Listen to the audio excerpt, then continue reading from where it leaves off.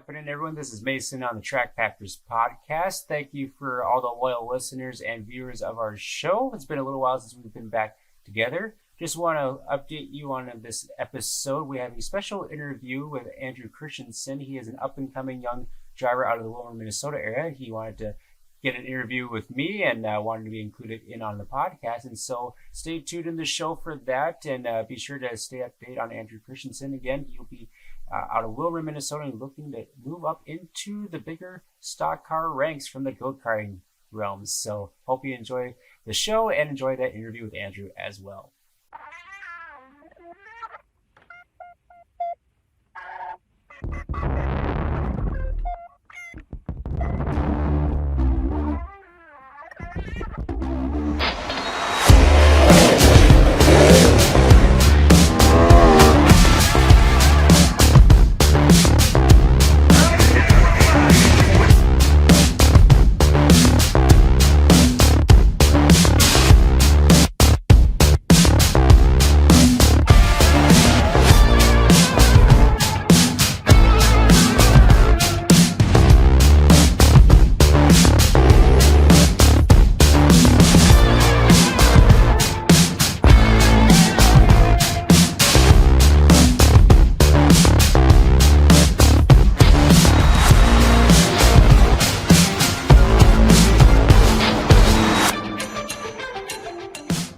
Welcome back, everyone, to the Track Packers podcast. Back in season 3, we are on episode 30, as it's been a full month since we've been together, but we got a lot of stuff to catch up on with myself, Mason, and Mr. Jessup Pelkey joining us for this episode.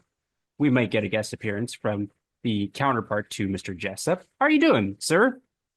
Well, we are on the downslope of a really rough weekend for me, but we're doing pretty good. Yeah, I heard you were a little under the weather. It's been a bad, just under, let's say 6 days per se. We're coming out of what I initially thought was a potential hernia from working with the students. And I don't know, it's a potential sport hernia still, but it's sounding like a lower body injury, which they've given me some drugs and said that just take these for now and it should help alleviate some of the pain. And that was last Wednesday. Found that out this morning that I'm going to survive. Don't know how, but we're going to survive. Then Friday we got some food poisoning. Lost about 10 pounds. Oh, gosh. That was not pleasant. Then Saturday morning, I started feeling good. I was like, okay, I'm feeling better. We're going to make the best of this weekend.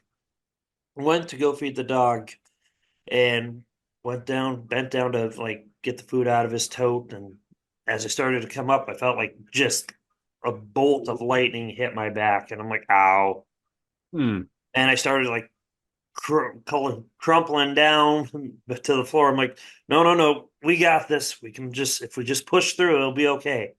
Go to push back up, made it up about maybe a quarter of the way back up, and I instantly collapsed onto the floor to where my back went out. Ooh. Yeah, first time ever having that happen. Yeah, Mason, it's been rough. It's been a rough handful of days here. My question is, when your back went out, how did Gordy react? Because were you He feeding was him? super concerned. Oh, okay. You know my house. I was leaving the pantry, starting to turn around to go towards his dish, which is on the other side of the room. And I was like, I can do this. I started pushing back through into it, and all of a sudden it was like a second it was like, I don't know. It was like a boulder being dropped on top of you. That's like the size of a small Volkswagen. And I'm like, back straight to the floor. And I'm like, this is new. We're going to just lay here for a few seconds and figure out what's going on. Meanwhile, Gordy's like, where's my food? He was concerned, and then Becca came running in, and then we had family over, and they're like, "Oh my God, what happened?" And I'm like, my back went out. You've had It's an been adventurous few days. less than ideal. Well, hey, I mean, by the time this comes out, you'll have a 3-month-old though. Yeah, that happens in approximately, see, that's 12, 15, Oh, to about be 18 hours. 18, It's yeah. about 18 hours. Yeah. She's doing awesome. Loving dad life. Girl dad. Woo! Yeah, I apologize to the fans out there since it's been over a month since we've been podcasting, but the females and girls in our lives have been very stressful. I mean, Malak has just been such a needy little gremlin, and so it's been tough to be away from the podcasting, but sometimes you have priorities. Yeah, we got some priorities we gotta address, and you know, they become fixtures in your life, kind of like dirt track racing does when it's good. Yeah, and for a couple weeks It's I kind of turned off to it for a bit. Mason, it's we talk about fixtures. It's like slide jobs at racetracks on dirt track racing and caution flags for B mods. Fixtures in our lives. Sure. Speaking of B mods, they could have raced better than what I saw some of the mods do at the dome. Yeah, I didn't tune into all of it. We'll talk a little bit about it a little bit later, but yeah, I heard there was some questionable driving. Yeah, I don't know. I it is what it is. It's the dome. We'll talk about it later. I'll give some opinions on it, and their opinions, so people get upset. That's too bad. Well, you know what they say about opinions. Everyone's got one. Yep, exactly. I'm doing well myself. I'm actually kind of getting back in a little bit of a racing groove. I've been trying to crank out a bunch of highlight videos this last week or two, and especially with all the racing news that's kind of happened over the last few weeks with schedules and updates, and so it's like, you know, kind of getting excited for race season again because we're in December, next month's January, and it's like, it's actually not going to be pretty quick, and April and May will come up pretty soon. Yeah, it will. It will sneak up on us. I will say, before we actually start our show, that I got some really good quality time with Riley last week. Yeah, I heard you snuck by the house. I did. She sat on my lap and channeled her inner John Breckle. So some good quality time. She has a little bit to catch up to the lap time that my cat has. But with a little bit of more quality time together, we can maybe close that gap in just a little bit for Riley. Yeah, for the everyone, they should know that you're the Godfather. He made an offer that we couldn't refuse.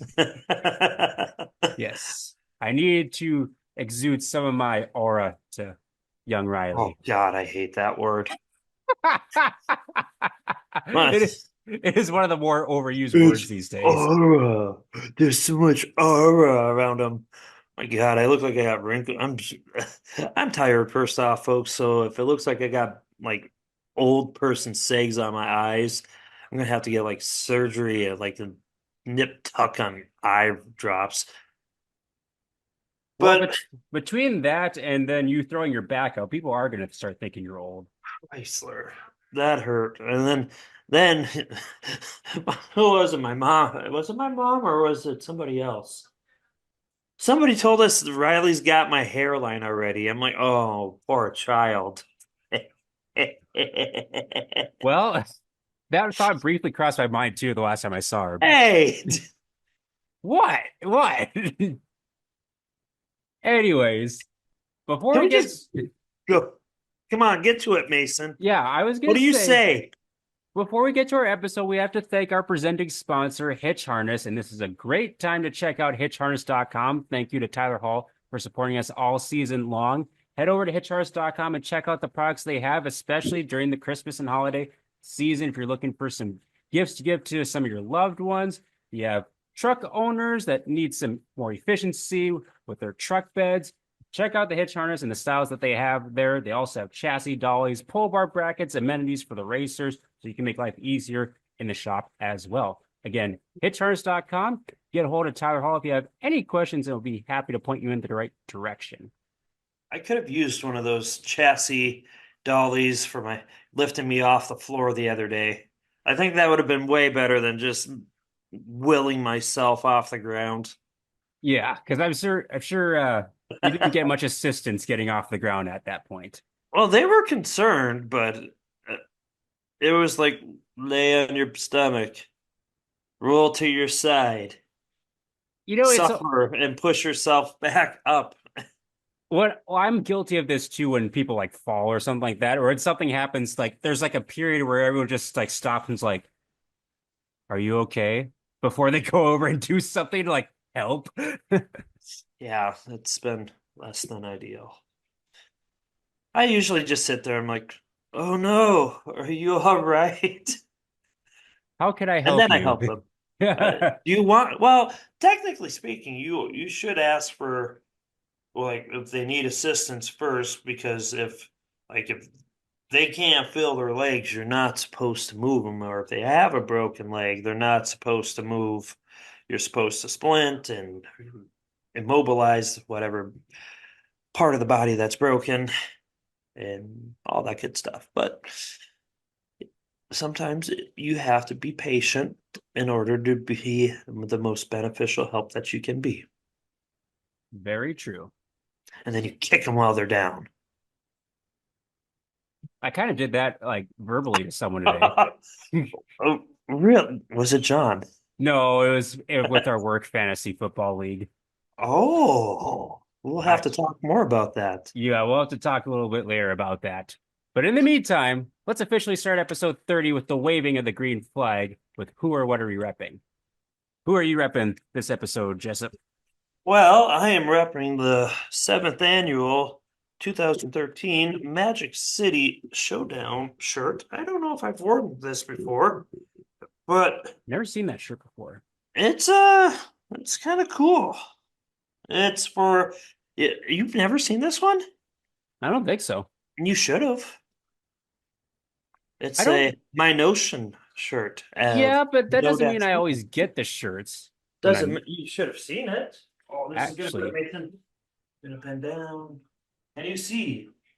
I can see. I'm actually wondering if I was even at that race because, No, you're at another track's just regular night of racing.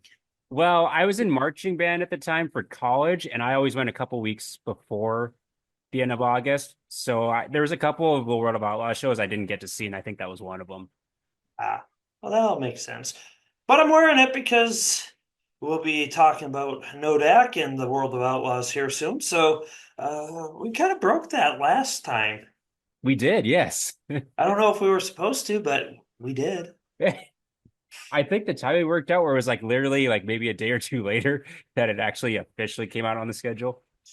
Sometimes we are fortunate to know people who know things about stuff and places, and then Eh, we break the news. Maybe, well, if Becca was here, maybe we could be like that one of those sports skita aggregate pages that show up on Facebook, which, by the way, I am so annoyed with Facebook because their algorithm is so dumb. Yeah, I would agree with that. I'm getting stuff like it's if you want to go out to my birthday, we're taking a party bus, and it's like 6 days later. I'm like, Yeah, I did want to go out to your birthday. We had a babysitter that night. Party buses sound fun.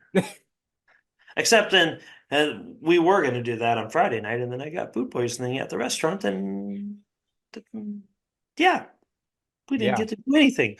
But the funny part is the party bus broke down. But back to Oh, you and your rant. Go ahead, yeah. man. Yeah, nothing like go perusing Facebook and it's like, oh, hey, that's a cool post. Oh, wait, that was 3 days ago. Thanks, Facebook. Appreciate it. I like seeing the things like events happening now, 4 days ago, and you look at it and you're like, oh, I would have liked to go to that event. And then it's like, hmm, why didn't it let me know that 4 days prior to the event or on the day of the event? Maybe we should follow all the suggested pages it suggests for us. That way we could stay in the know. of stuff we don't care Yeah, about. now they got this new thing where in your updates, they have advertisements in your updates.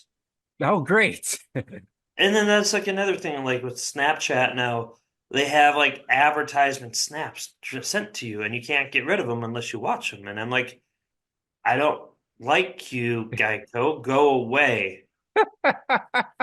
And then like, so this was one that popped up today. It was like 40-year-old fresh divorced woman in your area. I'm like, I don't understand why you're targeting me.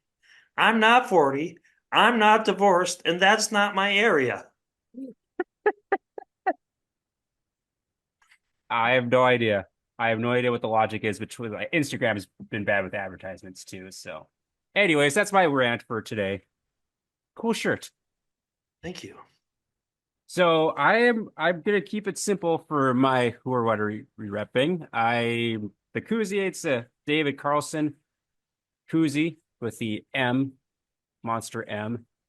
Mm. So I think that this is a relatively old koozie, like 7 or 8 years old at least. Well, Eh, Mason, if you ask some people in this world, the Monster M is a satanic logo representing the sign of the devil. Like the Kansas City Chiefs? No, the Satan. Well, that's what's her butt? Taylor Swift. No, I'm just sore from the Chiefs Chargers game on Dude, I Sunday. could have told you that was going to happen. I knew that was gonna happen too, but really just it was just annoying. We have gotten off the rails. Mason, I just I just lost your microphone. tell me more about what you're wearing today, as you've now described wonderfully your David Carlson can koozie. I have a Tyler Hall hoodie. Hey, we know that guy. We know that guy. And Mason, you so want to tell the people what he sells again? Hitch Harness. Check out hitchharness.com for all your truck bed efficiency and shop needs. Keeping it simple for who are already wrapping. I have a cool shirt on underneath this, but Oh, we'll save it for another episode. oh. In the meantime, though, we will talk about one of our other sponsors, Isaac Hot Sauce Sandro and the Hot Sauce Hot Memory Rewind. You're not done telling us what you're wearing. What's on your head? I wear this Sheldon Han All show the hat all time. the time. Well, folks, thank you, Mason, with that. This week we have a handful of photos here. I think we're just gonna have some fun. We're just gonna keep pulling them, and I'm gonna show Mason. The first one's an easy one. Rules Okay. are a little different. Um, and the first one is you got to name location of the track. Haha. Manan. That is Mandan.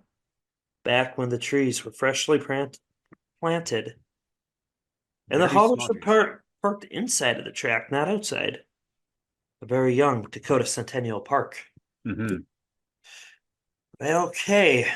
Now we need Becca to come in at some point and tell us some of these people. Actually, we'll save this one, even though we got a Christmas card from one of the people in there. Who or what is this car?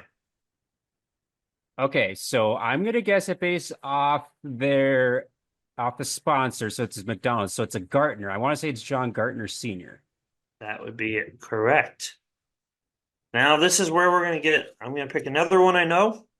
Then What we're would going it to get. that okay, what would the nickname of that car have been? Because right now Scotty Gartner's got the either the Kickin' McChicken or the Chicken Nugget Buggy. So what would that have been back in the day? Well, let's see. This was back. Let's see when this photo was taken. Well, they did have chicken nuggets back then, I would assume. I'm looking up a 1990s menu, or Hmm. let's see. What's Items the name of the burger thief? the Hamburglar. It might be the Hamburglar. There's the Arch Deluxe. Ooh. Ooh, that would be a good one. Well, how about the Golden Arch specials? No? I like Okay. the Arch Deluxe. Arch Deluxe. That is the winner. What was in the Arch Deluxe? You Let's could see. call it the Friday special. You could call it the Friday special. Is Generous your beef patty, peppered bacon, American cheese, and a host of salad toppings. Oh, that sounds good, Actually, actually. sounds really good. All right, Mason. This is where actually this should be pretty easy. It's Sean Strand, and I want to guess the year 2002. I have no idea. I think that's There's no 2002. information on these. Pretty We sure got that's 2002. I just pulled out a random envelope of mine that had photos in it. Now we're going to get really deep into things. Let's see if we know these people. I don't know any of these people, so this is up to you. You should know this one. Darren Schuler. Yep. Let's see. Da-da-da. Digging deep. I'll give you a car with a name. I don't know this. That is Paul Schultz. All right. All right. This one should be somewhat recognizable, maybe. Is that a 1B? Yep. Is that Uh, Barnes? it says Terry Barnes Auto Glass, but I don't think that's Terry Barnes. I don't see a name on the car. It's about. I think it's What? Terry Barnes. I'm not sure on that one. We're gonna need to confer with the Rain Man, Yes. or now that we know his cheater site. We could. Which, speaking of, so we will have John on an episode here in the near future. He said he'd be available next week. So, Mhm.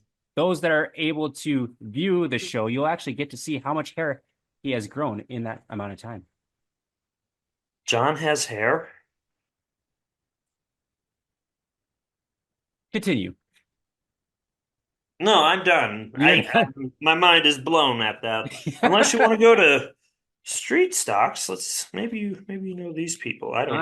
I got a street stock for you here. Aha, how about this one? 51. That'd be John Feist. I would assume so. How about That's an the eight? interesting looking street stock. The eight. Well, they could be hobby stock. Oh, eight's a Seekerson. I think it's Kelly Seekerson. Okay. How about the 61? I believe that's Josh Dukeshire because he was from Minot. And that is all I have for you kids. Unless you want to get a photo from inside the pit shack or the tower, check out the styles. So is that okay? Wait. So is Joanne one of them? I don't know. I know one is, Why did I forget blank out her name? Oh my goodness. it starts with an M. Marlis.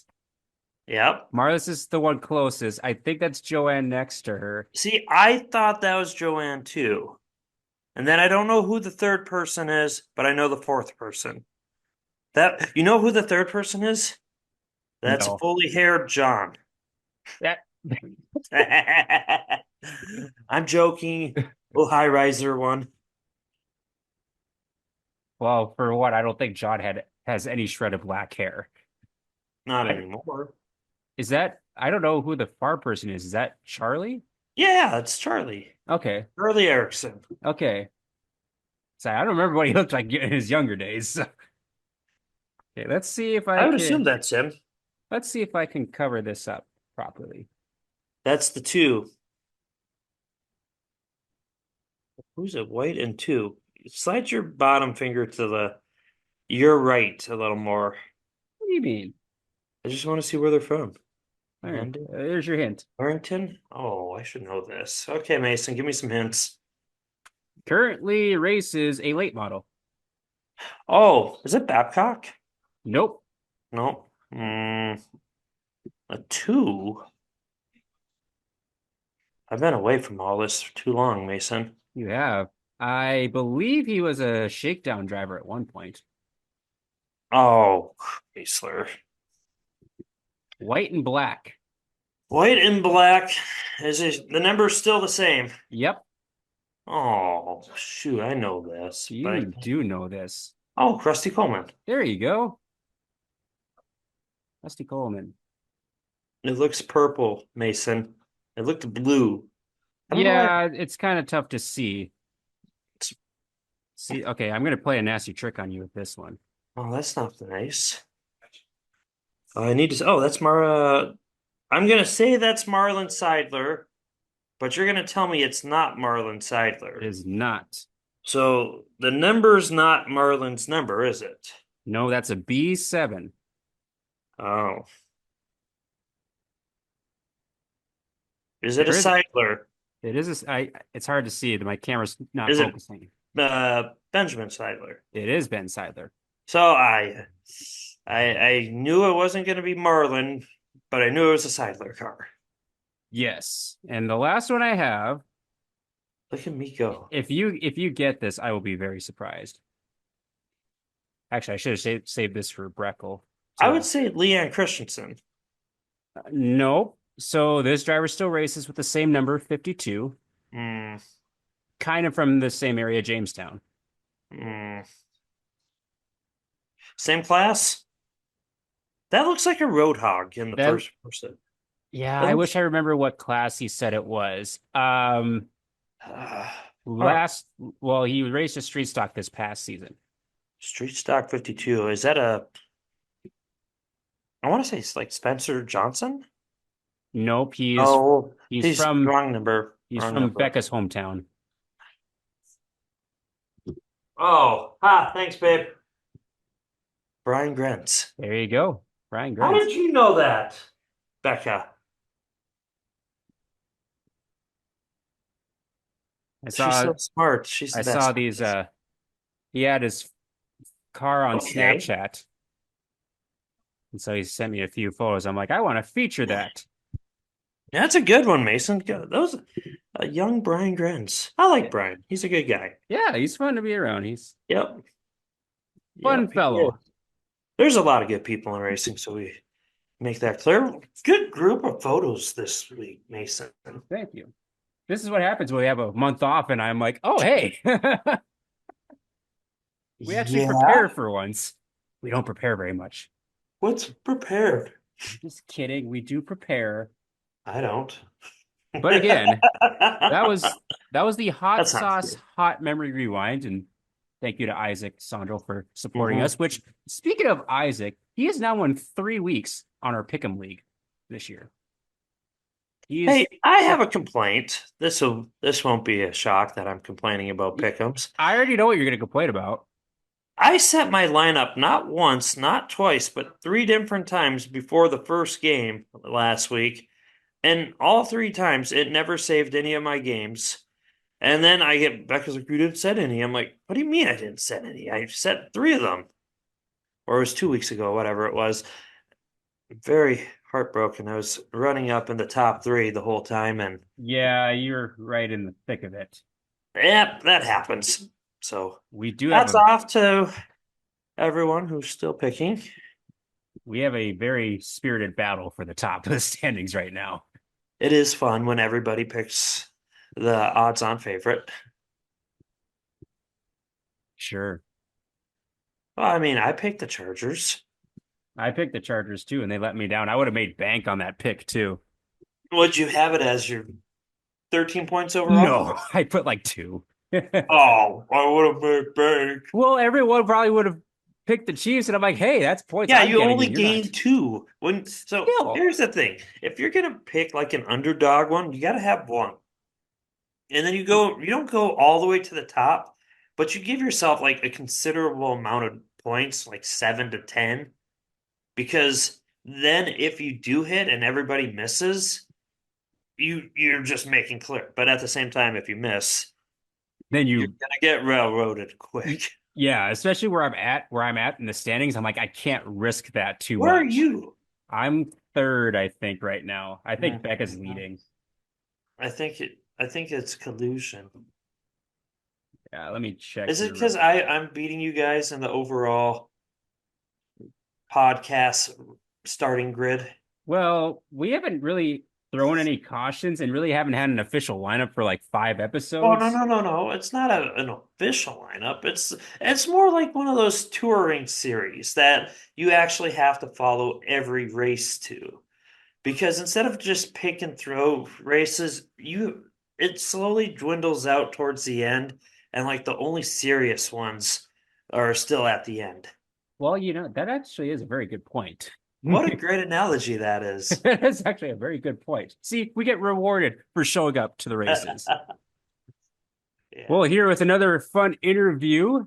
This time we're going over into Minnesota with Andrew Christensen. He drove a go-kart this last year, I believe the 9C, if that is that correct, Andrew? Yes, sir, it is. Good deal. How are you? How have you been doing? To start off the off season, so to speak. I've been doing pretty good. Good deal. And for those that don't know about you and your racing, mentioned you were in go-karts. How long have you been involved with racing go-karts or just in general? Go-karts, 11 years now. Okay. It's quite a few years behind the wheel. So how old are you now? I am 15. 15. So you've been racing, wow, since 4 years of age. That's pretty dang cool. That's about the age where they start, so Okay, had to get in wow. early. Wow, that's I trying to well, I don't really remember anything from when I was 4 years old, so I couldn't only imagine being behind the wheel of a go-kart itself. That's got to be almost intimidating in one aspect. How did things start off for you in the go-kart ranks?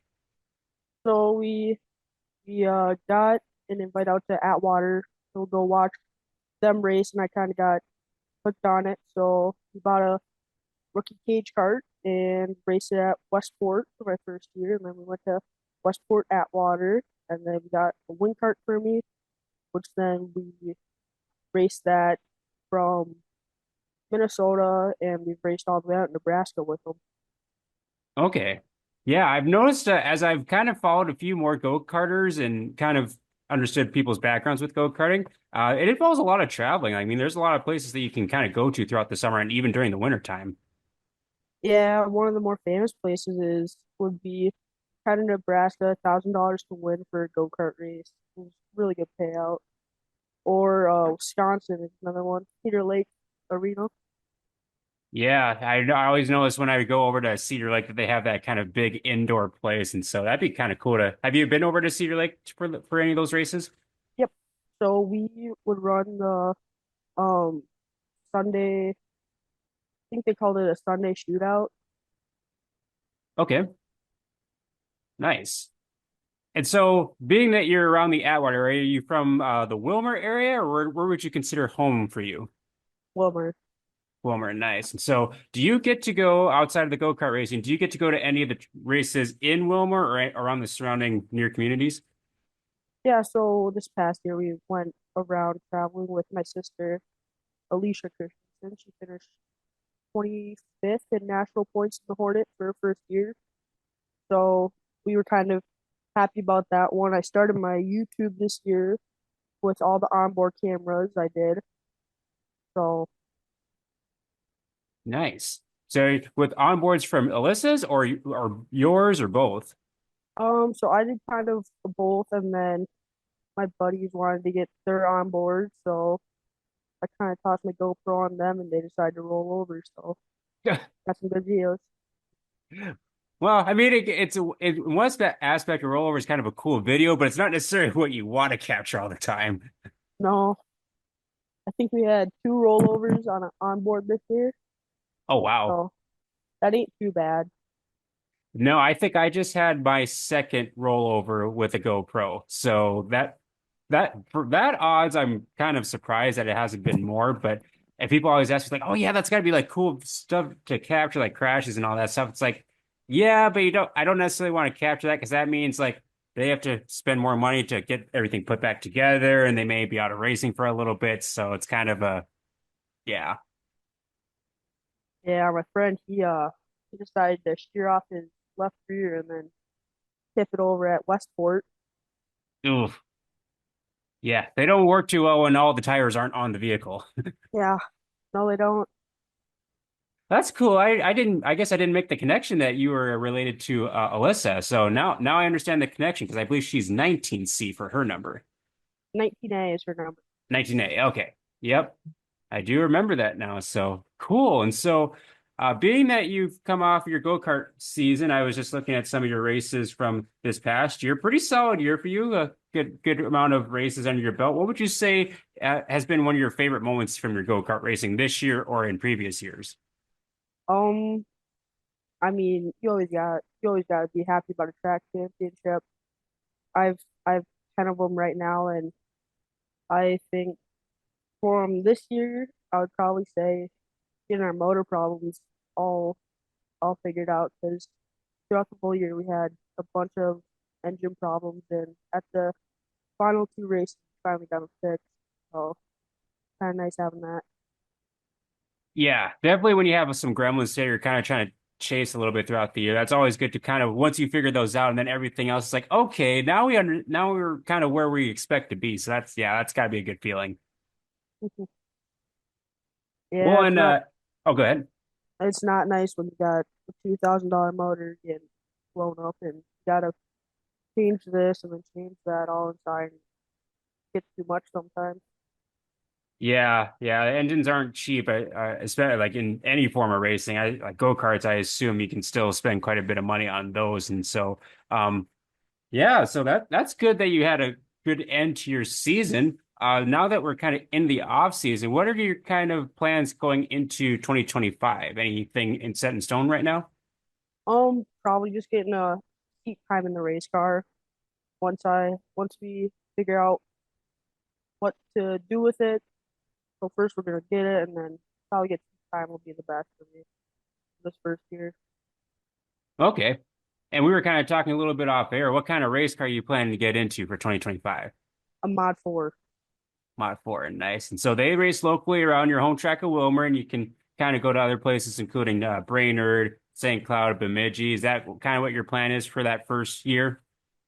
I think this first year we're just gonna figure out when we're trying to stay on top of maintenance and everything, and then maybe in some in some future years we might travel around. Yeah, that's a good plan. And Wilmer's a tricky track to get around. Obviously, it's not shaped like any other track that I've been to, and so I think if you get a good handle on that place, everywhere else seems like it kind of come naturally.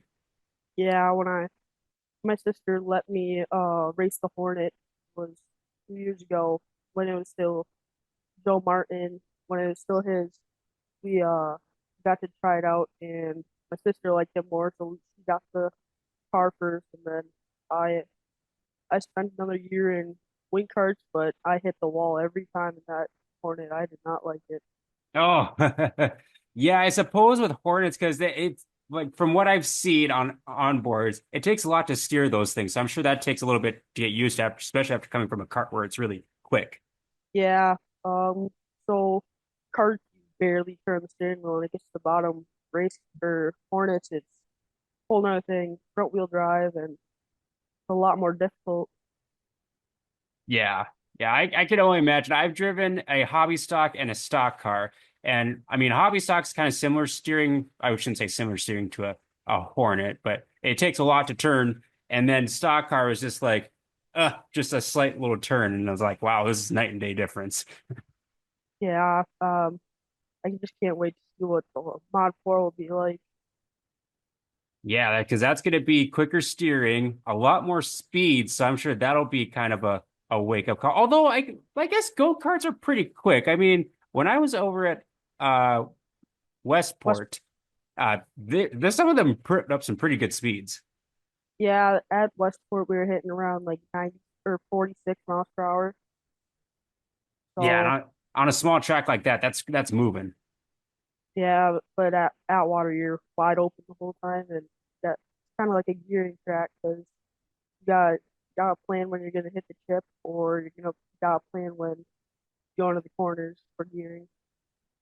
Yeah, that's a good point. So, I mean, it's good that you already have kind of experience with that, especially when you're going up into a race car, understanding gearing and hitting the chip and all that, because I'm sure that's a lot of adjusting when you get to a big race car for things like that.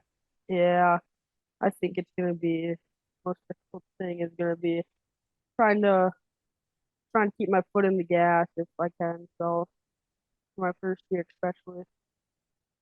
Yeah, and kind of talking about like big racetracks in general. So even with go-kart racing, do you have like a certain like racetrack that you raced at or that you like to go watch races at? It doesn't even have to be one that you've been to yet. Um, I mean, for go-karting, I always want to go watch Millbridge. That's one track I always want to go watch. But when when my mom goes down to North Carolina for the World Finals, the World of Outlaws, they're not racing, so kind of sucks. Yeah, that just took place this last weekend. It's on my bucket list to try to get down to the World Finals because you got like almost like everything, late models, sprint cars, the big block mod. That's a big show.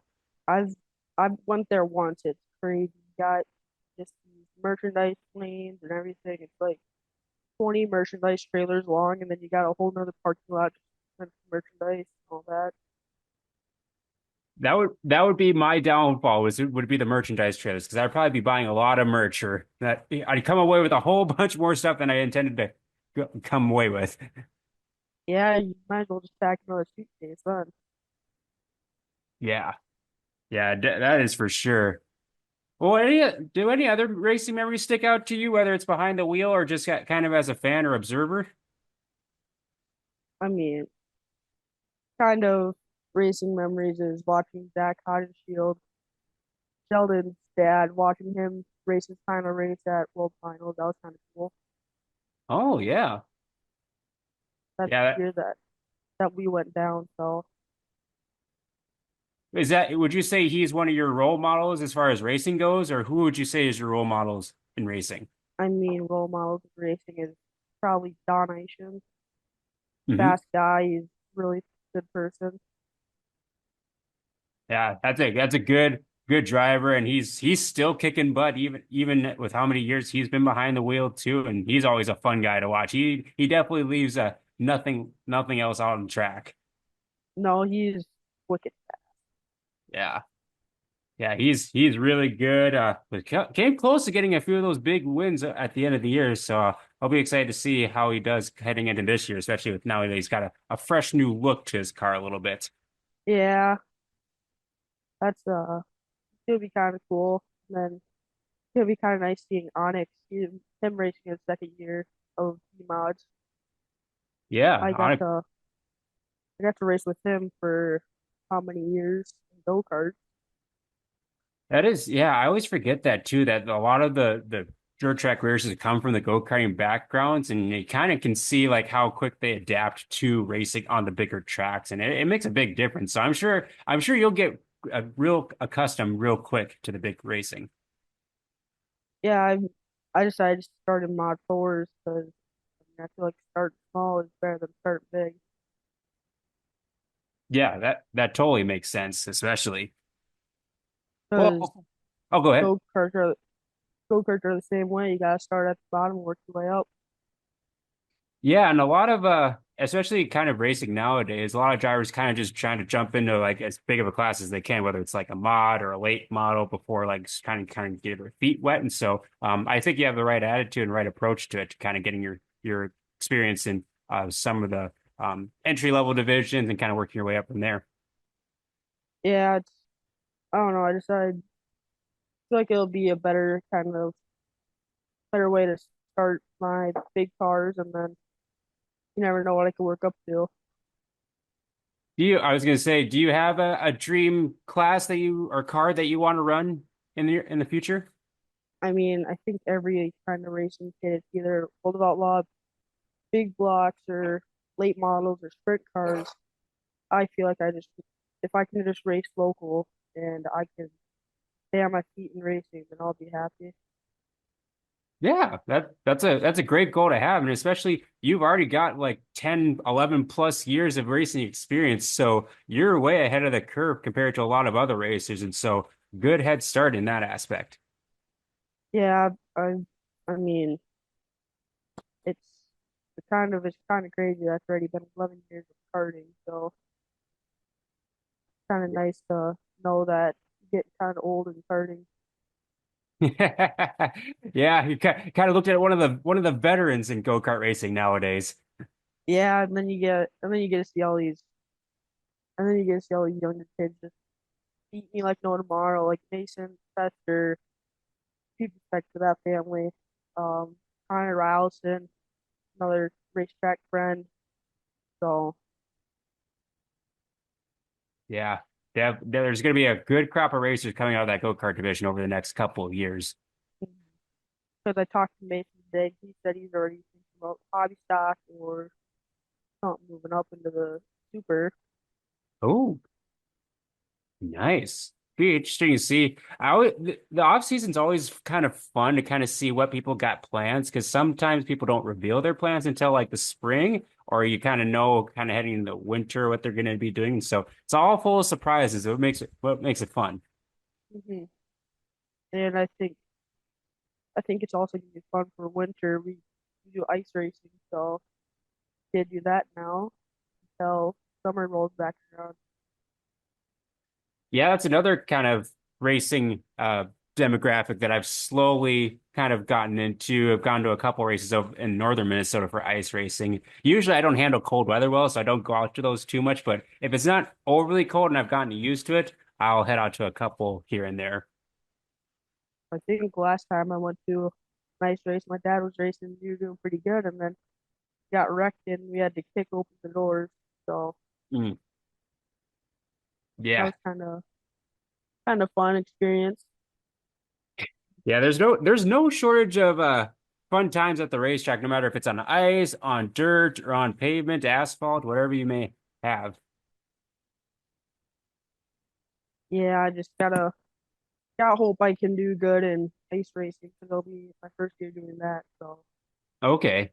Where do they have ice racing kind of down in your area? it'd be over by Schultz's property. Okay. I think I've seen a couple pictures over the off season previous of people ice racing down there. So, okay, that makes sense. Yeah. Well, before I let you go, I wanted to give you a chance to give a shout out to any of your pit crew, family, sponsors, or anyone that helps your racing program out or is helping your racing program in the future. To help with the racing program, my dad helped me out a lot with the cart. Uh, Continue water conditioning, been with us since the start of my racing. Um, Odland trucking, people that don't like me, they like to push me harder than I never be pushed. So, There you uh, go. Paradise Schools and Spas, Randy's Tax Service, Pence Auto Body, Central Tire. So,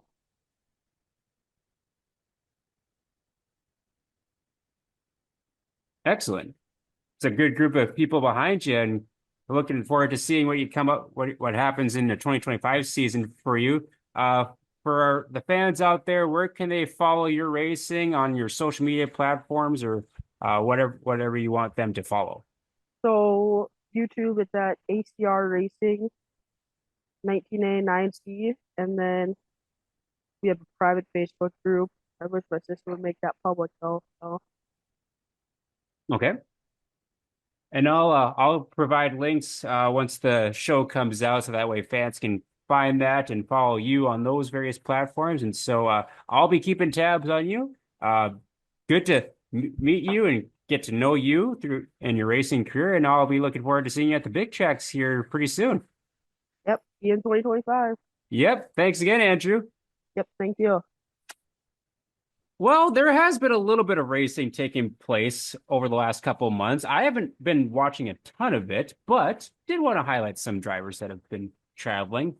Had some people go down to Arizona, as that is kind of starting up nowadays, and they'll have a lot more racing once January hits too. And also doing the desert was taking place as well. And so I just wanted to highlight a few of the drivers that went down, including Chris Tuchscher, he was racing in both the modified and stock car. I believe it was Jordan Boyce's stock car. Had Really? some, yeah, he had some That's really good cool. runs down there.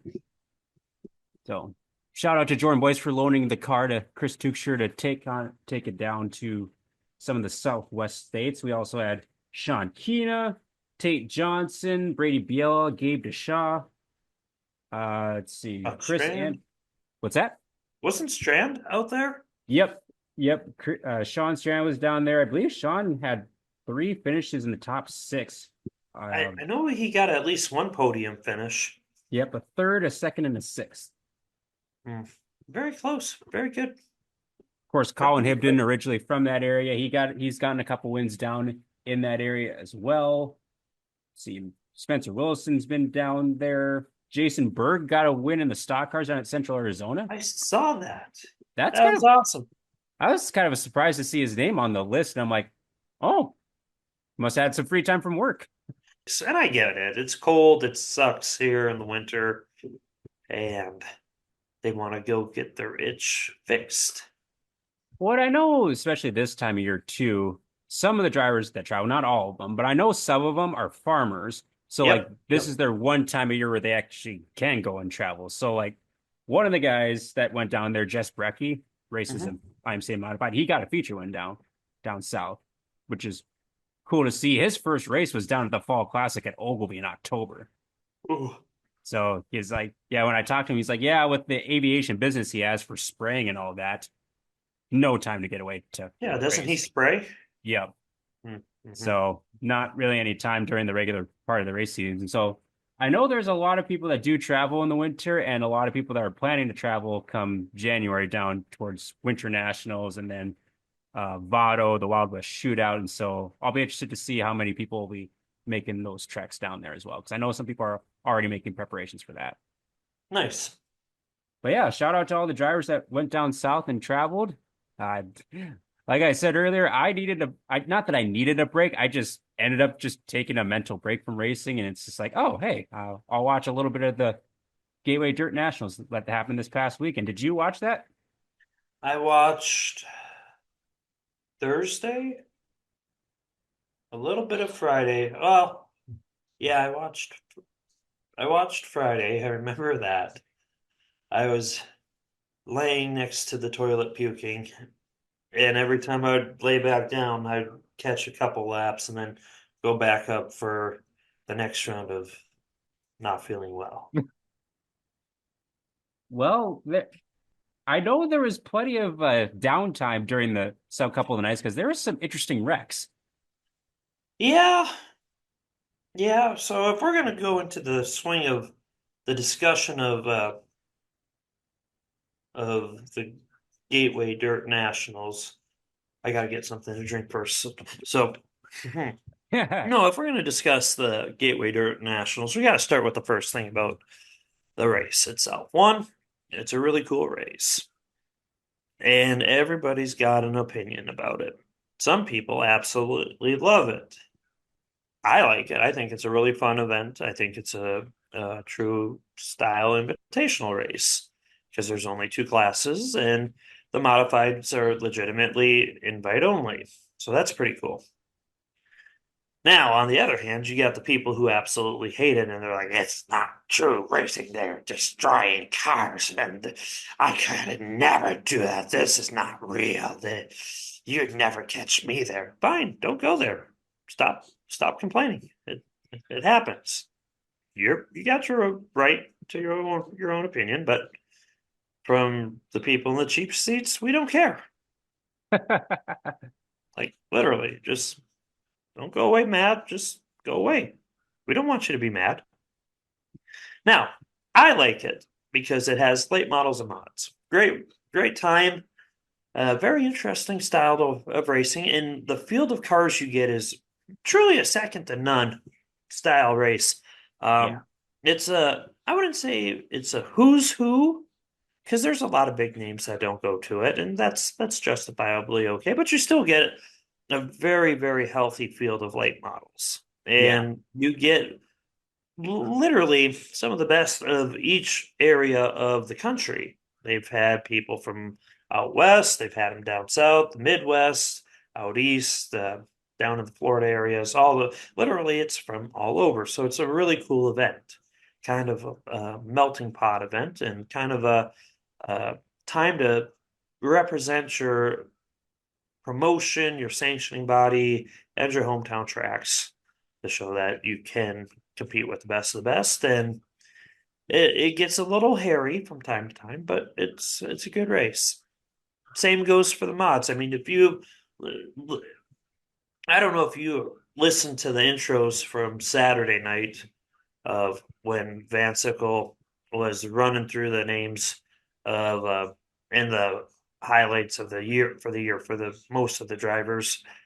It's like this is a four-time national champion. This is the IMCA national champion, and this is the UMP national champion. This one's won 24 UMP Hell Tour championship, whatever, right? Yep. And you're like, all right, there's some talent here.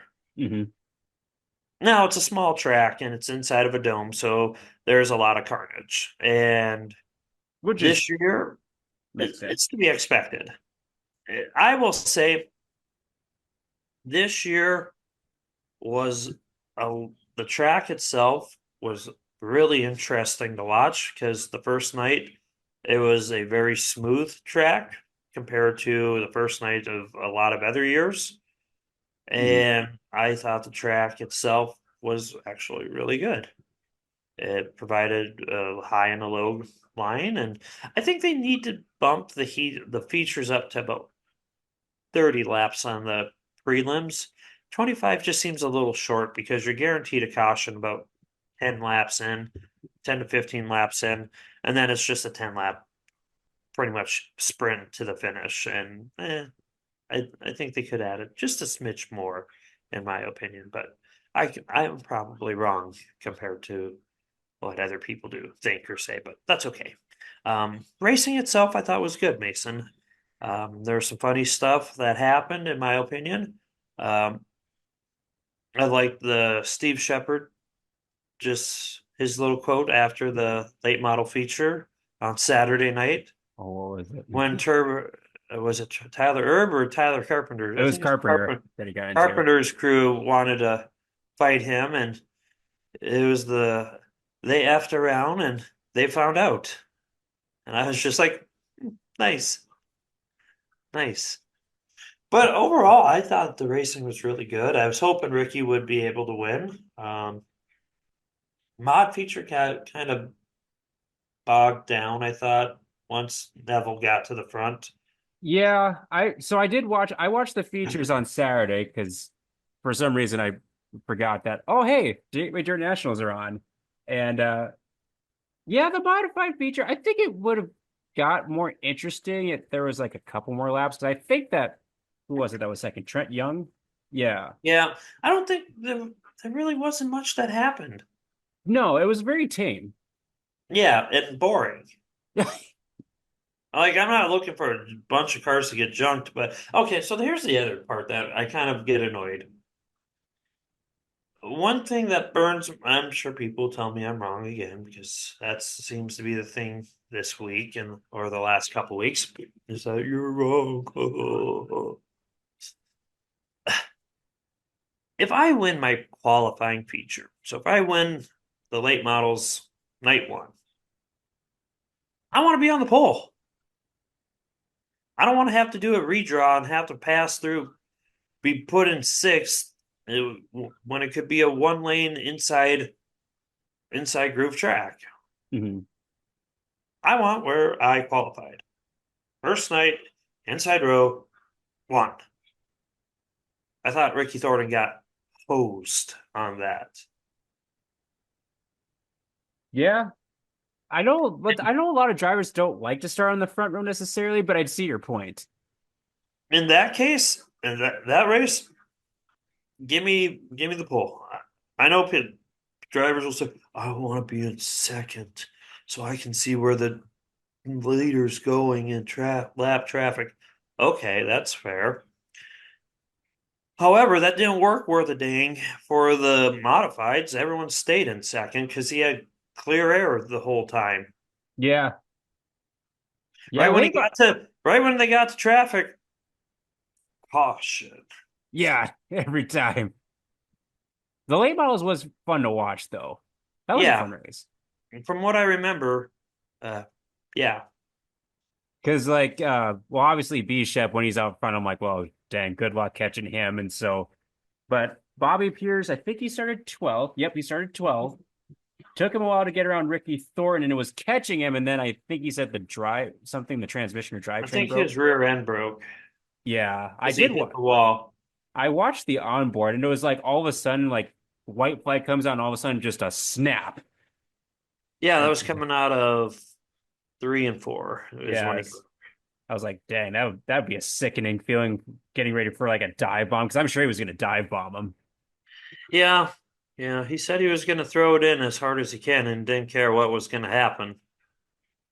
So blessing maybe in a disguise that it broke and he still finished second, but I'm sure the people in attendance would have loved to have seen what would happen. Which I will say, I mean, I've never been in the Gateway Dirt Nationals, but I'm pretty sure it would be like way better in person than on TV. Yeah, it's awesome. Ah, there's a lot of downtime. I noticed that too. Okay, so to be fair, I went the first year and they had like the carbon monoxide issues. Yeah. So they were spending like an hour at a time trying to get like the carbon monoxide. They had a lot of weird things. They did like individual qualifying and they did 2 rounds and then they did that for both the mods and the late models and they didn't cap it. So then it turned into like night one was hot laps qualifying and then they had the modified heats. Well, the modified heats didn't start till like 1:30 in the morning. And I don't think they ended until like 6. Oh, And we left like you get there at noon and you're all excited, and then by about 8 o'clock at night after spending $10 a beer or a pop, it's like the hotel's sounding pretty nice. yeah. And then you're sitting in the carbon monoxide the whole time, and then you're like, oh. Yeah, I'm sure that disorients yeah even more. But no, it's a good time, Mason. The downtime's kind of weird, but they did the atmosphere is really, really good. And I know they've opened up the upper bowl now, which is really cool to think that we're starting to maybe not get close to selling it out, but we're getting close to completely filling, getting about 80% full Mhm. of football stadium. That's pretty awesome Yeah. for dirt track racing. Yeah, and I mean it's one of the events that you hear about no matter what time of year it is. It's like, oh, just can't wait to get to the dome in December. I'm just like, well, one of these years I gotta get there. I know they still got a few more years now. Now, you're a running person, Mason. Oh, I know where this is going. How would you rate the form and the execution of the running of Dean Carpenter? I would give him a 9 out of 10 Now, because he showed some good hustle. He ran with a purpose and he got to his goal. but once he got to his goal, Yeah, then it was he was kind of like, yeah, I mean, you kind of got to finish the deal from there. he was just like barely tapping him. Well, that's one good thing about being such a small track is the straightaways aren't all that long, so it didn't take long to get down to the other end of the track. No, no, it was funny. I thought it was funny, and then I also saw him and was like, "This is so embarrassing to dirt track racing. How could you embarrass yourself in public like that?" I'm like, "Let it go, people. Let it go." It's fine. I've seen way dumber stuff at a racetrack. Yeah, like watching, say, the Tulsa shootout and all the fights that take place there when a 12-year-old, like an 8-year-old, doesn't make the feature. Yeah, that's a That's whole nother coming up. discussion. That's a whole nother discussion. That's coming up here. That is. Yeah, but congratulations to Brandon Shepard in the super late models and Trevor Neville in the modifieds, which I believe they have not had a repeat winner in the modifieds. I don't think so. So that's a pretty good little stat. Look at you pulling out knowledge. Well, I was listening to the broadcast. I was listening to Mr. Vansicle. I think I was in and out of consciousness throughout that. I would wake up and then watch like 2 laps, and then they'd throw a caution, and then I'd go back to sleep, and then I'd wake up with like a few more right when they're about to go green again, and I'm like, what? And then they would get another caution, and I think with about 12 to go, I finally just said, screw it, I'm going to bed. Neville's winning. Mm-hmm. And he did. Yeah, I think we had 10 drivers from Wasota country go down, and TPO finishing fourth in the modifieds was the best one out of that. So Yeah. still good representation from up north. Yeah, they did pretty good. Yep. Just need to get some luck on their side to go along with it too. Yeah, that's racing though. Can't be 100% good with 0% luck. That is very true.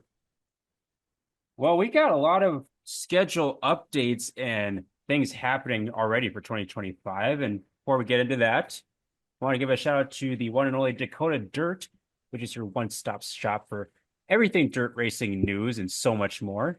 I will insert a John Brecco advertisement here because he does it so much more eloquently than I do. Although, Did you know, race fans, if you want to check out your one-stop shop for everything in North Dakota racing results, weather forecasts, social media content, and much more, including schedules, you have to check out Dakota Dirt. Again, it is your one-stop shop for everything North Dakota racing related information. when he says that there's other platforms out there, has Dakota Dirt taken over the market on this? Well, it's kind of funny because Dakota Dirt hasn't really updated anything besides slowly adding some stuff on Facebook here and there. Just really trying to share stuff, and we haven't been really good with that. Something about being a dad makes life a lot harder, especially when you got a full-time job. I don't understand. Yeah, I know. You'd have to have a kid before you can understand that, Mason. Well, I mean, That's not the same. oh, She okay. doesn't move, and she can poop in a box. I have to change diapers. I have to clean a litter box. Once every 2 weeks. True statement, because it's really easy. Anyways, there's been some really good schedules released so far. I think Southwest just dropped theirs. I know Nodak dropped theirs. Jamestown put out a tentative schedule. We'll be posting all those to our schedule page as well as updating all the track pages along with the track champion page. Do I have a track champion page? Weekly winners. We'll finish with weekly winners, and that'll be a Christmas break project. Yeah, I'm actually intrigued with the amount of schedules that have been released this early. Like usually, I'd say the Western tracks in North Dakota are pretty good about getting their schedules out quick, but Yeah. like it seems like there's been a lot more schedule movement or schedule releasing than years past. Well, I saw somewhere that all the Western tracks got together and did a meeting, a track scheduling meeting, and got that out of the way already, which is good. I find it funny though, Mason. It wasn't too long ago that Dakota Speedway would get a lot of heck and angry posts and messages from people saying that they're posting their schedule too early and it's not fair to the other tracks. And now, so Dakota Speedway pulls the reins back and all the other tracks post just as early as it was before, if not earlier. How the turntables, as they say. As the, as the turntables. But in all honesty, there's some really good schedules out there. Yeah, I was kind of looking, I'm just kind of highlighting an event or two on the schedule. So, like Southwest, they got late models coming back in on the 5th of July. Yep. So that's gonna be a fun night for them. That's the same week as the Dakota Classic Modified Tour, which I'm assuming that schedule will be released here pretty soon as well. Nodak Speedway's schedule is very intriguing this year. Yeah, I like it. I like it a lot. And like last year, so they switched up their points championship season, so they ended it at the end of June last year, and they're doing the same thing this year. Although the very last Sunday in June is the World of Outlaw late models that will be making their first appearance because they've had sprint cars there for World of Outlaws in the past. which that is part of a 4-day swing starting at I-94 on that Thursday, going to Grand Forks, Norman County Raceway on that Saturday, and then over to Minot. So a 4-day swing up north for a lot of outlaw late models, which will be fun to see. And yes, Jessup, I will be going to at least 2 of those shows. The mod tour and a regular night of racing. There will be at least probably 1 regular night of racing in there. I can't spend all my money on World of Outlaw races. All right. So let's go through these schedules together this time now. Mason, I would agree with you. Southwest has a nice little schedule. Wow, they moved their Richard Jordan up super early this year. Yep, that's different than years past. Yeah, that's pretty interesting. They got 3 races in a row that are, I would say, higher caliber races. The late models, the Dakota Classic Mod Tour, and then the Richard Jordan. So pick the next track we're talking about. Jamestown. Jamestown looks pretty good. Yeah, very similar to last year. Not a too far off from what they have. They're still adding some stuff in here and there, and they need to clarify a few things or just get the final details hammered out.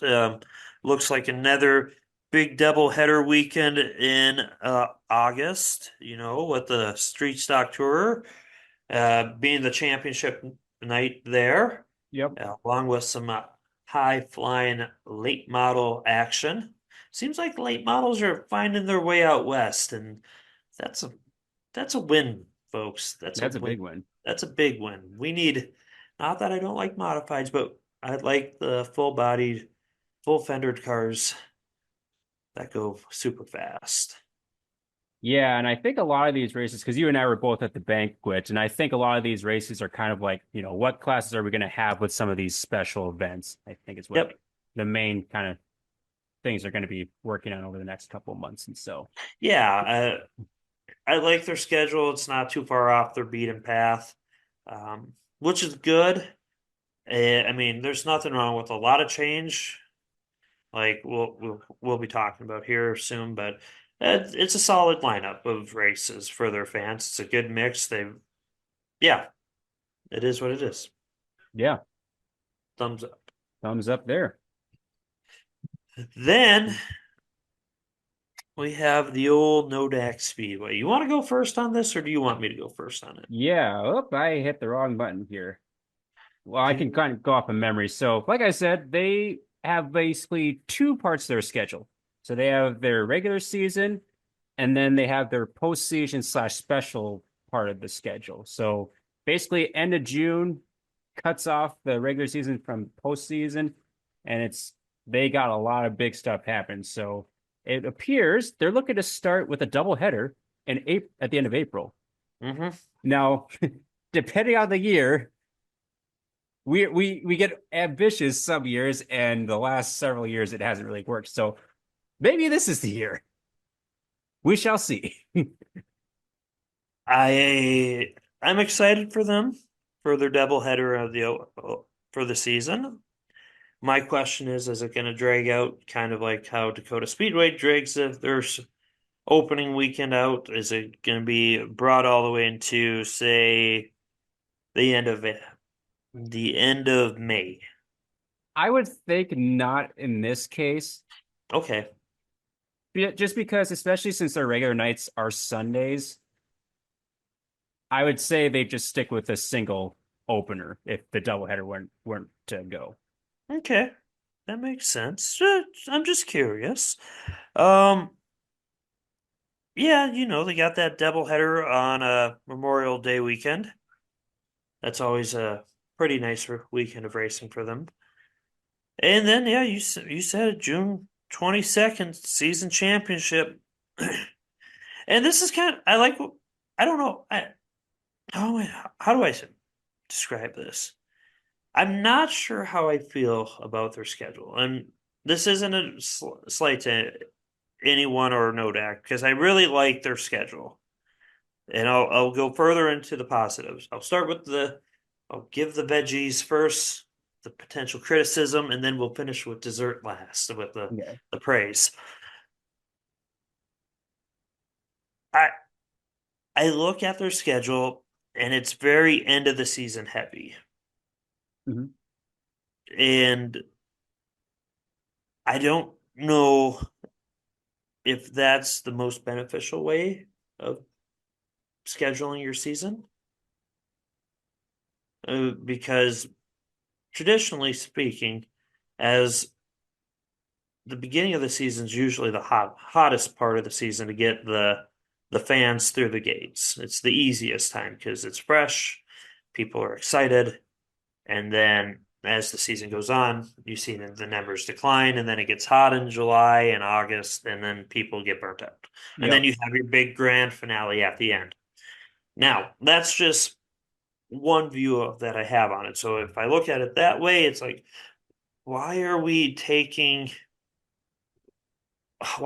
all of our big stuff at the end? There seems like a greater risk there. But I can see the theory on this. Okay, so you have your regular season, you get all the new fans coming in, and then all the diehard fans are still coming in through the gates at the beginning of the season. Mhm.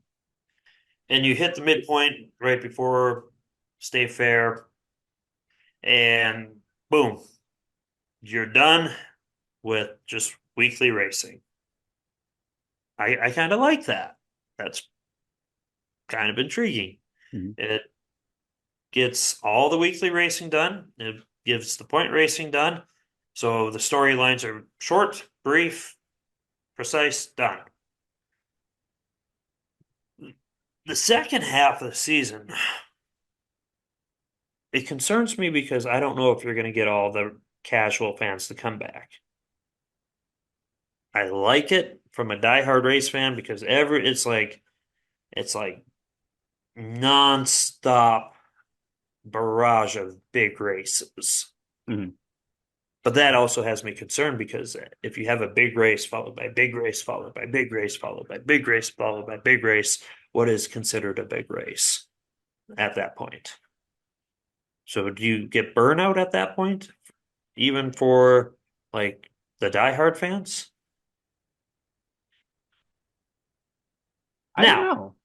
now that's me doing like a super like critical deep dive. Now, race fan, okay, I'm a diehard race fan. I don't think people know this or not, but race fan me, I look at this schedule, and first thing I saw is World of Outlaws. I'm excited to go see that race up there. There'll be a lot of high talented drivers up there at the Playground of Power, and the track's been, from what I saw last year, which Mason can attest to, I went to it more than just one time. I thought the racing was good.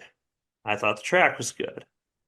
All right, so thumbs up to those guys. You got to hear that, even from your critics, who gives you a hard time. And Mason knows that I give the track condition a hard time, not religiously, but No. a fair amount when it is not ideal. But looking at the schedule, you start with the World of Outlaws, and you're like, dang, that's a good race. Then you got your fireworks special. I know that's a good night for the track. That is a very good night. Yep. And then you got your mod tour, and then all of a sudden, break. Okay, so we end that first half with what, 4, if you count the championship night, 4 really big races. Then you get into August. They call it the All Stars of August. I know it as the month of money. Mm-hmm. Cedar That's the Lake first. does it. That's the first So thing I thought of. when I saw this, I was like, that 4,000 to win, heck of a payout. And I think I was looking at the Monty Lundy. I was like, wow, that's a really good payout, and it's a Fast Shafts All Star qualifier, really good. I was thumbs up. That's a great job. You guys are doing great. Then the next thing I saw the John Gall Memorial for the sport mods. I'm like, okay, that's cool. And then I look closer and oh, that's 4,000 to win. All right. That's gonna be interesting. And there's a boatload of sport mods up in that area. Yeah, there is. So that'll be interesting to see who all shows up to defend the turf, because you gotta imagine that you're gonna have a bunch of outsiders coming in. And I'm not saying the Canadian invasion. I'm saying like the east side guys are gonna come over, probably one or two from say Iowa, Yeah. maybe Minnesota, maybe further west. I don't know. I For 4,000 to win, sport mod guys will travel pretty dang far. And then going on to August 3rd, it's the is it Ole Olson? Ole Olson, yep. So another memorial. And that's for the stock cars. And that was 4,000 to win. And now I was like, wow. So I'm working from the tail of the season back towards the middle, towards the break. So you come out of the break, guns blazing with a 4,000 to win stock car special. And then you have another one the next week, 4,000 to win sport mod special, and then another one, 4,000 to win modified special, and then you get a 4,000 to win. This was the one that really blew my mind. It was the Bonnie Beater Memorial, which I was like, oh, that's cool. They push the tougher than dirt finale back? But then I looked closer. That's a 4,000 to win show. So hats off to the Nodak Speedway. I mean, they put together one heck of an August, and then you end the season with Motor Magic, and it should be a wonderful way to end the season. Yeah, and I think too, especially now, obviously I won't have this memorized off the top of my head, but a lot of these August specials, like that class being highlighted, Yep. most of the other classes they'd have during like the regular part of the season are off. So they bring in like wingless sprints, slingshots, legends. So I almost think too, because knowing the crowd up in Minot, they're very driver and class dependent, it seems like. Mm-hmm. So like you'll have a group of fans that if that class isn't there, that you might not see them. So you'll get different like pockets of fans at a lot of these August specials, which overall creates a different dynamic in the crowd. So I'll be interested to see, especially with some of these higher paying races and some of the classes, on what the crowd looks like too, like you mentioned too. And so I think it's cool too. I always am curious to see like once the rest of the schedules come out, maybe if there's another track that has another higher paying event in August for that certain class to coincide with it. I think I've got. I think the West as a whole is. I think they've made some very significant strides to work with one another, not to intentionally put high money show over high money show in the same class on the same night. Mm-hmm. I think they're working with each other better than ever before. And I think it should be good. Not I'm This is just an assumption. Someone who does I mean if I really wanted to know, I probably could reach out and ask certain individuals, and same as you, to find more information out. But I think they're all going to be user friendly with one another, if that makes sense. Yep. Because for example, I was thinking of like SMN has like the Dirt Wars, and that's mainly Yep. for hobby stocks, but that's at the end of July.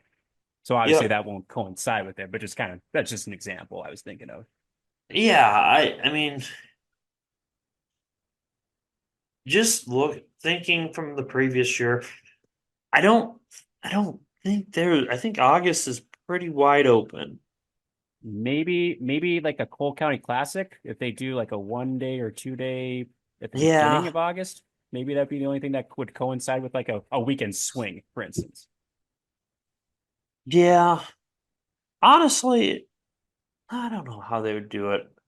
I would say they would have better luck getting people for the Cole County Classic to go during the time that I would say in between Mod Tour and the end of the State Fair. Yeah, because there's not really much going on.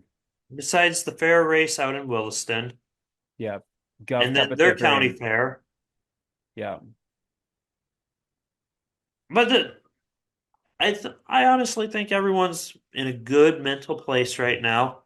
I don't know about financial place. That's a whole nother question. Right. But then that's not no shots towards anybody right now.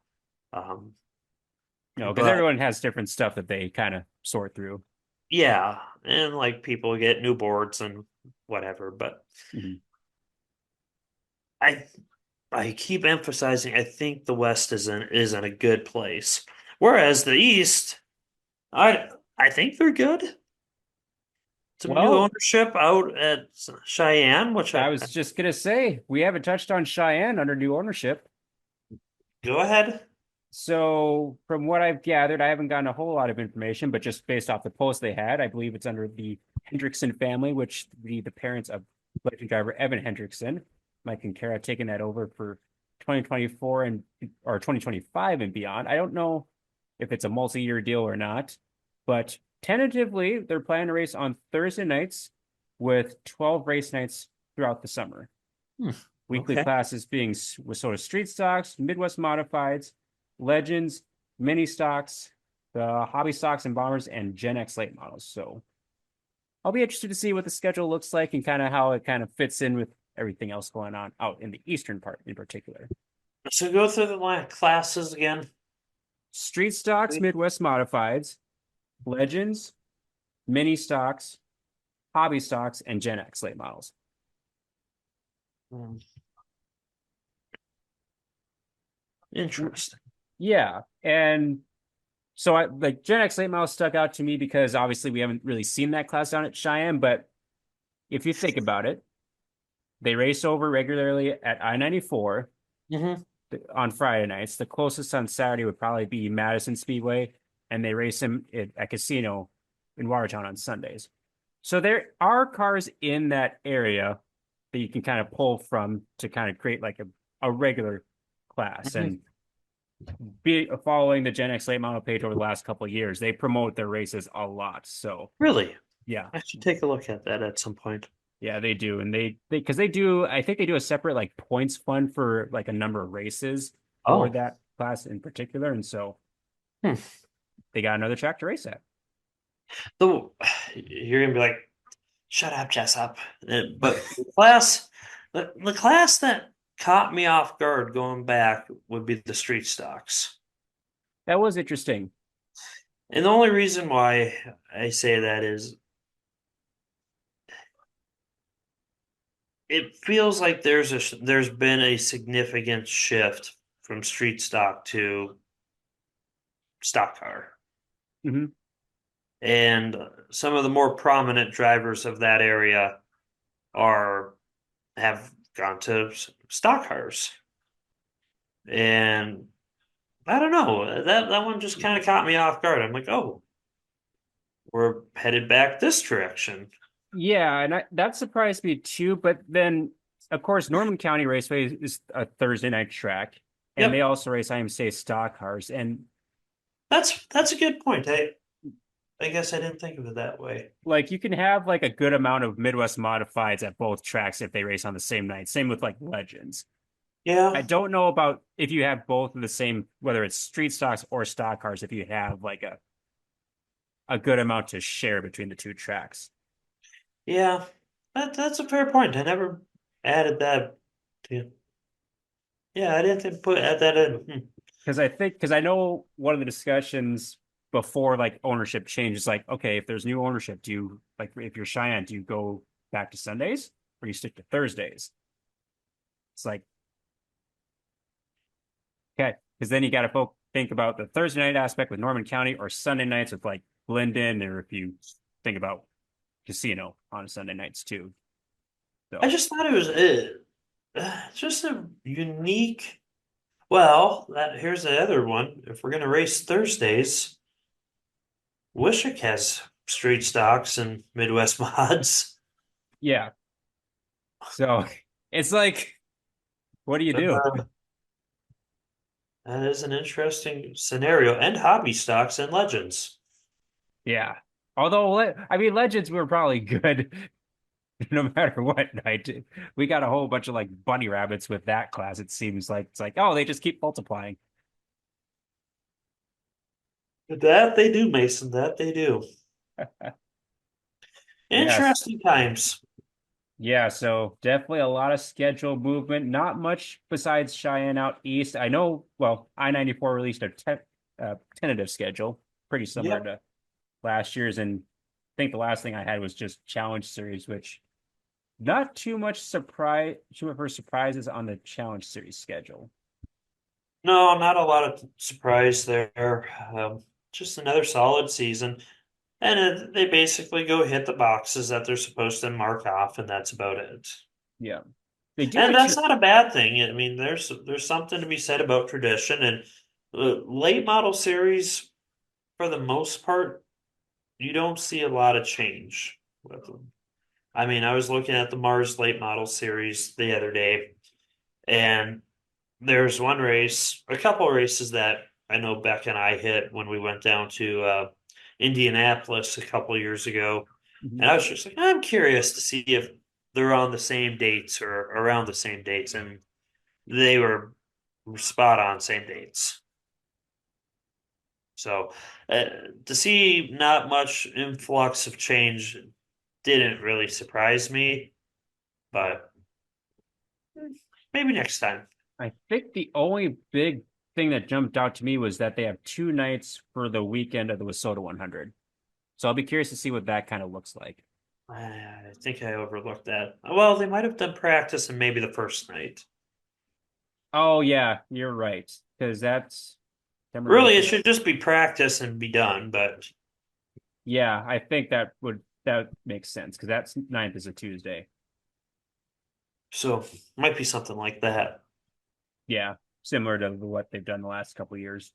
Yep, So that's a lot of schedule movements just in late November, early December for 2025. it is, and I we won't see much more movement until March or April. Because certain tracks won't post anything until they have every single sponsor posted on their schedule sheet. Which Dakota Dirt, hey, I get it. I do. I'm giving you guys a hard time. Mr. Dakota Dirt loves the late schedule releases. It just adds more work, which Yeah. isn't really much work. It's a labor of love. Well, you hopefully you get caught up during your Christmas break with a lot of this stuff. Want to give a quick shout out to our white flag sponsor, Mr. Brody Carlsrud in the B1 IMCA stock car. Had a very good 2024 campaign. You can check out his podcast, The Real Deal with B1, as he talks about all his racing adventures from 2024 and gets to talk with a few of the drivers and people in the racing community as well. Which, speaking of, there will be an interview in this podcast as well that I did with a up and coming driver out in central Minnesota who wanted to be on the podcast. On So, this one? yeah, I recorded it a few weeks ago. His name is Andrew Christensen. He is going up into the mod fours. Oh, And so he's like, hey, I want to get an interview. So it's like, absolutely. So got to get to know him a little bit. And so that'll be dropping in this podcast as well. And thank you as well, Brody, for supporting us on the podcast this season and looking forward to seeing you in 2025 as well. Do you have any thoughts before we wrap it up or any wins of the week that you want to share? oh, I'll just take the easy ones. Trevor Neville, Brandon Shepard, Super Shep for throwing people around in the pits. Let's see. Yeah,